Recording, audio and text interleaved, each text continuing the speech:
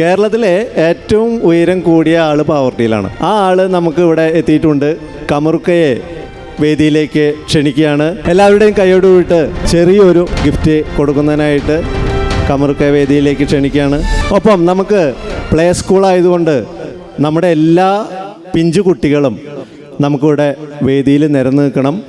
കുട്ടികളെ കൂടി ഉൾപ്പെടുത്തിയാണ് നമുക്ക് ഈ ചെറിയ ഉപഹാരം കമറുക്കയ്ക്ക് നമ്മൾ കൊടുക്കുന്നത്. ഇവിടെയുള്ള എല്ലാ കുട്ടികളും സ്റ്റേജിലേക്ക് കടന്നു വരിക. കുട്ടികളുടെ സാന്നിധ്യത്തിലാണ് നമ്മൾ നമ്മുടെ ഈ ഗിഫ്റ്റ് കൊടുക്കുന്നത്. നമ്മുടെ എല്ലാ വിശിഷ്ടാതിഥികളെയും സാന്നിധ്യത്തിലാകുമ്പോൾ നമുക്ക് അതിനൊരു ഭംഗി വരും. അതിനാണ് നമ്മൾ ഇത്രയും വെയിറ്റ് ചെയ്തത്. ഇവരൊക്കെ വന്നപ്പോൾ നമ്മുടെ വേദി വളരെയധികം ഭംഗിയായി. ഒപ്പം നമുക്ക് വേദിയിൽ കുട്ടികളെ ആവശ്യമാണ്. ഒപ്പം കമറുക്കയുടെ ഫാമിലിയെയും വേദിയിലേക്ക് ക്ഷണിക്കുകയാണ്. എല്ലാ ചെറിയ കുട്ടികളും മുന്നിൽ നിൽക്കണു. അതിൻ്റെ ബാക്കിലായിട്ട് നമ്മുടെ വിശിഷ്ടാതിഥികളെല്ലാവരും നിൽക്കുന്നു. ഞങ്ങളുടെ പുത്തൂർ ഗ്രൂപ്പിൻ്റെ ചെയർമാൻ ഡേവിഡ് മാഷ് ഇവിടെയുണ്ട്. അദ്ദേഹത്തിന് ഇവിടെ കയറാൻ പറ്റാത്തതുകൊണ്ട് അവിടെ ഫ്രണ്ടിലിരിക്കുന്നുണ്ട്. അദ്ദേഹത്തിൻ്റെ അനുഗ്രഹ ആശംസകളോട് കൂടിയിട്ട് ഞങ്ങൾ ഈ ഗിഫ്റ്റ് കമറുക്കയ്ക്ക് കൊടുക്കുകയാണ്.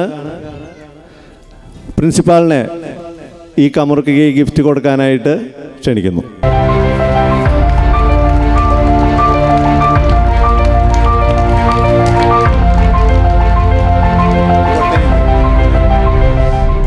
ഞാൻ നേരത്തെ ഒന്നും പ്രതീക്ഷിച്ചതല്ല.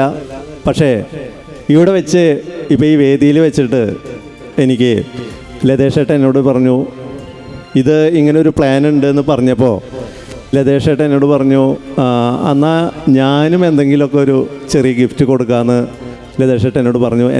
സത്യത്തിൽ എൻ്റെ കണ്ണ് നിറഞ്ഞു പോയി. കാരണം എന്ന് വെച്ച് കഴിഞ്ഞാൽ അത് ഒരാൾക്ക് അങ്ങനെ തോന്നണ്ടേ. അതായത് നേരത്തെ നമ്മൾ പ്ലാനിങ് അല്ല, ആളെ നമ്മൾ ഇവിടെ മുഖ്യാതിഥിയായിട്ട് ക്ഷണിച്ചിരുന്നു.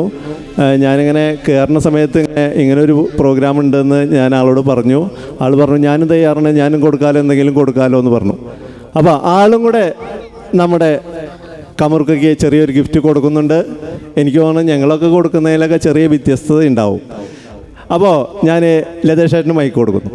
പ്രിയപ്പെട്ട നമ്മുടെ ഇന്നിവിടെ എത്തിയിട്ടുള്ള ഉദ്ഘാടകൻ ലിഷോയേട്ടൻ, എൻ്റെ പേരുമായിട്ടൊരു ചെറിയ സാമ്യമുണ്ട്, ലതേഷ് ലിഷോയ്. അതുപോലെ നമ്മുടെ ഷെബി മാഷ്, അതുപോലെ നമ്മുടെ നന്ദേട്ടനൊക്കെ കുറിച്ചിട്ട് എല്ലാവർക്കും അറിയാൻ പറ്റും. അതുമാതിരി പ്രിയപ്പെട്ട സഹോദരന്മാരെ, കുട്ടികളെ, എല്ലാവർക്കും നമസ്കാരം. എന്നെ എല്ലാവർക്കും അറിയുണ്ടാവും, ഞാൻ പാവർട്ടി തന്നെയാണ് ജനിച്ചു വളർന്നത്, മരുതിയൂർ ദേശത്ത്. ഇങ്ങനൊരു സന്ദർഭത്തിൽ ഇവിടെ വരാൻ പറ്റിയതിലുള്ള സന്തോഷമാണ് എനിക്ക്. അപ്പോൾ പ്ലേ സ്കൂളിനെ കുറിച്ചിട്ട് എന്താ പറയുക, പ്ലേ സ്കൂൾ എന്ന് പറയുന്നത് നമ്മുടെയൊക്കെ ചെറുപ്പത്തിൽ നമ്മൾ ബാലവാടിയിൽ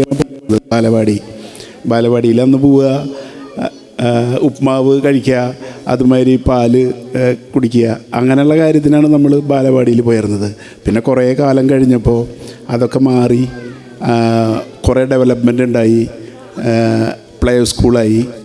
അങ്ങനെ ഇങ്ങനെ ഒരു പ്ലേ സ്കൂളുമായിട്ടുള്ള ബന്ധം എന്താണെന്ന് വെച്ചാൽ, എന്നെ സംബന്ധിച്ച് എനിക്ക് 3 പെൺകുട്ടികളാണ്.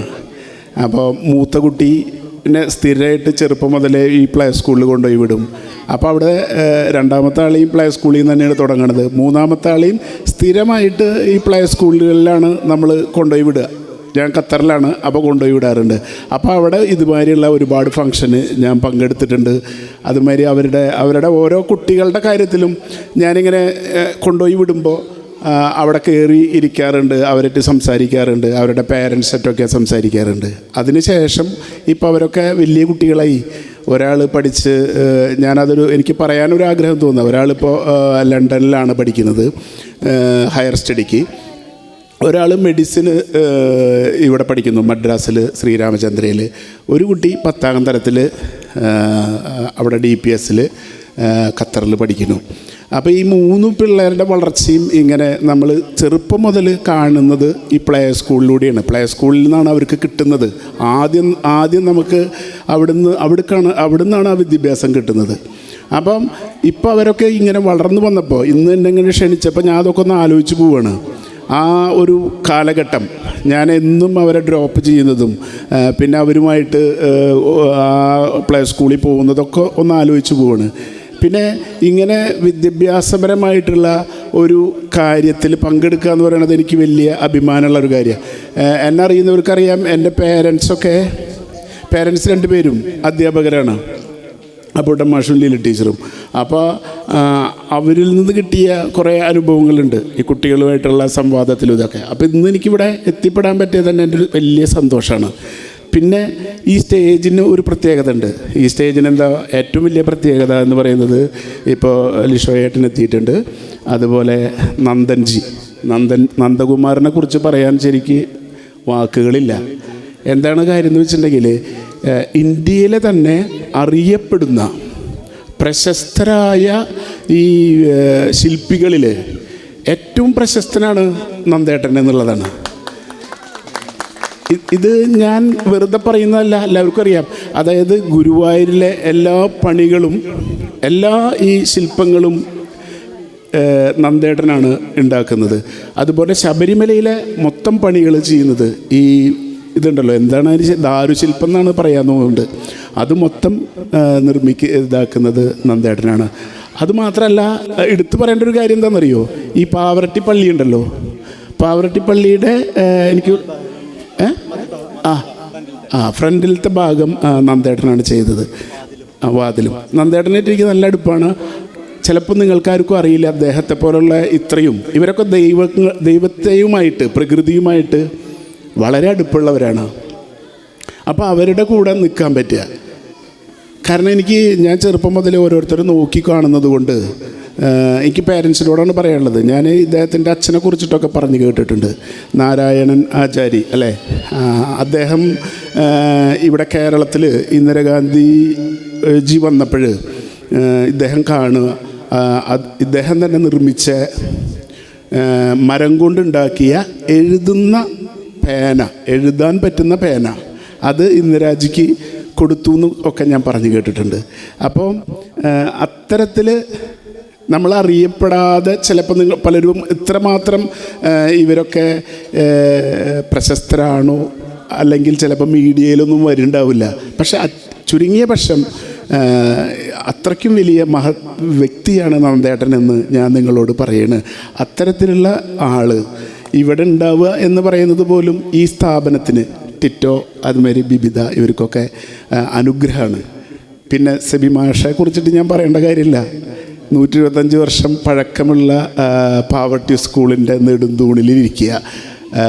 അതുപോലെ കേരളത്തിലെ ഏറ്റവും വലിയ അവാർഡ്, അധ്യാപകർക്കുള്ള ഏറ്റവും വലിയ അവാർഡ് നേടുക, ഇതൊന്നും ചെറിയ കാര്യമല്ല. ഇതൊക്കെ വലിയ വലിയ കാര്യങ്ങളാണ്. അത്തരത്തിലുള്ള ഒരാളുമായിട്ട് സ്റ്റേജ് പങ്കിടുക. അതുപോലെ ഞാൻ അത് കൂടുതൽ നീട്ടുന്നില്ല. അതുമാതിരി കമറുബായിനെ ക്ഷണിച്ചപ്പോൾ തന്നെ ഞാൻ പറഞ്ഞു, എന്തെങ്കിലും നമ്മൾ ഈ ബിസിനസ്സിലൊക്കെ ഇങ്ങനെ ഡെവലപ്പായി വരുമ്പോൾ എന്തെങ്കിലുമൊക്കെ ചെറിയ ചെറിയ കാര്യങ്ങൾ ചെയ്യുക, ആ കൂട്ടത്തിൽ എന്തെങ്കിലും ചെയ്യാമെന്നേ ഞാൻ കരുതിയുള്ളത്. കമറുക്ക കേരളത്തിൽ തന്നെ ഏറ്റവും വലിയ ഹൈറ്റുള്ള ആളാണ്, എല്ലാവർക്കും അറിയാം. പണ്ട് സിനിമയിലൊക്കെ ഉണ്ടായിട്ടുണ്ട്, കാർണിവൽ, അമിതാഭ് ബച്ചൻ്റെ കൂടെയൊക്കെ ഉണ്ട്. ഇപ്പോൾ അദ്ദേഹം ഇങ്ങനെ കുറച്ച് ഫിസിക്കലായിട്ടൊക്കെയുള്ള ഹാർട്ടിൻ്റെ അസുഖം ഒക്കെ ആയിട്ട് വയ്യാതിരിക്കുകയാണ്. പക്ഷെ അത്തരം ആൾക്കാരെയൊക്കെ ഇങ്ങനെ ഈ സ്റ്റേജിൽ കൊണ്ടുവരാൻ പറ്റിയതിൽ എന്തായാലും സന്തോഷം തോന്നുന്നു. ഇതിൽ പങ്കെടുക്കാൻ പറ്റിയതിൽ എനിക്ക് സന്തോഷം തോന്നുന്നു. എല്ലാവർക്കും നന്മകളുണ്ടാവട്ടെ. ഒരു ചെറിയ പോയിൻറ്റും കൂടിയിട്ട് പറയട്ടെ. ഈ പെൺകുട്ടികളായതുകൊണ്ടായിരിക്കും പെൺകുട്ടികളോടാണ് ഏറ്റവും കൂടുതൽ അടുപ്പുണ്ടാവുക. എനിക്ക് പേരൻസിനോടൊക്കെ പറയാനുള്ളത്, ഞാൻ അത്ര നല്ലൊരു വിദ്യാർത്ഥിയായിരുന്നില്ല, എന്നുവെച്ചാൽ പഠിക്കാൻ കുറേ മോശമായിരുന്നു. അപ്പോൾ ആൺപിള്ളേരോടൊക്കെ പറയാനുള്ളത്, നമ്മൾ നമ്മുടെ ജീവിതത്തിൽ പഠിപ്പിനേക്കാൾ ഉപരി നമ്മൾ ചെന്നുപെടുന്ന മേഖലയിൽ നമുക്ക് എത്രമാത്രം വർക്ക് ചെയ്യാൻ പറ്റും, അതിലെത്രമാത്രം ശോഭിക്കാൻ പറ്റും, അതിനുള്ള ശ്രമമാണ് നടത്തേണ്ടത്. പെൺകുട്ടികളോട് പറയാനുള്ളത് എന്താണെന്ന് വെച്ചിട്ടുണ്ടെങ്കിൽ, പെൺകുട്ടികളായതുകൊണ്ടാണ്. കാരണം എന്താ പറയുക വെച്ചാൽ, അച്ഛനും അമ്മയും ഭർത്താവും ഇല്ലെങ്കിൽ പോലും നമ്മൾക്ക് എങ്ങനെ ജീവിക്കാൻ പറ്റും എന്നുള്ള ഒരു കാഴ്ചപ്പാട് അവരിൽ ഉണ്ടാക്കണം. ഞാനെന്തത് എടുത്തു പറയാൻ കാരണം എന്ന് വെച്ചിട്ടുണ്ടെങ്കിൽ, എനിക്ക് എൻ്റെ മകളെ ലണ്ടനിലൊക്കെ വിടുമ്പോൾ വീട്ടിൽ നിന്നൊക്കെ പറഞ്ഞു വളരെ ഇതായിട്ട്. അപ്പം ഞാൻ പറഞ്ഞൊരു ആശയം ഇതാണ്, അങ്ങനെയാവരുത്. അവരൊക്കെ പോയി പഠിച്ച് ഒരുപാട്, നമ്മളത്രയും വലിയ ഒരു കോമ്പറ്റിറ്റീവ് ജീവിതത്തിലാണ് ഇന്ന് നടന്നു പോകുന്നത്. അപ്പോൾ അവരെ നമ്മൾ ഫ്രീ ആക്കി വിടണം എന്ന് പറയുന്നത് നമ്മുടെ കൾച്ചറിലൂടെ തന്നെ കൊണ്ടുപോകാൻ പറ്റുന്ന ഒരു സാഹചര്യം ഉണ്ടാവണം. അപ്പോൾ എവിടെയോ നമ്മുടെ ഗാനഗന്ധർവൻ യേശുദാസ് പറഞ്ഞ പോലെ സരസ്വതി ദേവിയെ പൂജിക്കുക, അപ്പം നമ്മുടെ കൂടെ മഹാലക്ഷ്മിയും ഉണ്ടാവും എന്ന് പറഞ്ഞു കഴിഞ്ഞാൽ പൈസ താനെ വന്നോളും. വിദ്യാഭ്യാസം മാക്സിമം നന്നായിട്ട് കൊടുക്കുക. ഇത്രയും പറഞ്ഞുകൊണ്ട് നിർത്തുന്നു. നന്ദി, നമസ്കാരം. ഹലോ ലതേഷേട്ടൻ്റെ ചെറിയ വലിയ ഉപഹാരത്തിന് പ്ലേ സ്കൂളും കൂടി കടപ്പെട്ടിരിക്കുന്നു. കാരണം എന്ന് വെച്ച് കഴിഞ്ഞാൽ ഇന്ന് ഞങ്ങൾ തീരെ പ്രതീക്ഷിച്ചതല്ല. ഞങ്ങളൊരു ചെറിയൊരു ഗിഫ്റ്റ് കമറുക്കാനെ കൊടുക്കാനായിട്ടൊരു ഐഡിയ ഉണ്ടായിരുന്നു. അപ്പോൾ അത് വലിയൊരു ഇതായിട്ട് വേദിയായിട്ട് മാറിക്കഴിയുകയാണ്.